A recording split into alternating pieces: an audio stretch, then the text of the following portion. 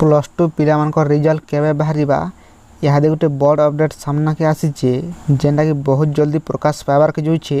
Plus two result केबे बाहरिबा result काना रहिचे update आसुन जानमा पूरा खबर। तार आगरू आमर चैनल जदि नुआ अछन ताहले वीडियो को गोटे लाइक करी चैनल के सब्सक्राइब कर दउन। युक्त 2 श्रेणी पहला पर्याय खाता देखा वर्तमान शेष होइछे आर 2 नंबर पर्याय खाता देखा वर्तमान जारी रही आर एप्रिल 20 तारीख तक द्वितीय पर्याय खाता देखा शेष हो जाए बोली सूचना मिलूछे।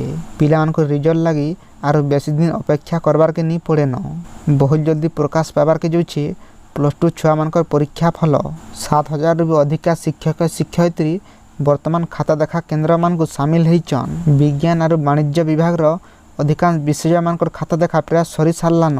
कला और धंदामूलक विषय खाता देखा वर्तमान जारी रही जेनटा कि मूल्यांकन केन्द्र मान के कड़ा सुरक्षा भितर खाता देखा चली बेल कि मोबाइल और वैद्युतिक सामग्री प्रवेश उपर कटकणा लगी रही। एवं सूचना मिली जे आसबार 20 तारीख माने एप्रिल 20 तारीख भितर आपनकर प्लस टू पिला खाता देखा शेष होबार के जोइछे। तो वर्तमान सूचना अनुसार मे 15 तारीख सुधा परीक्षा फल प्रकाश पाइबार के लक्ष्य रखीचे CHSE।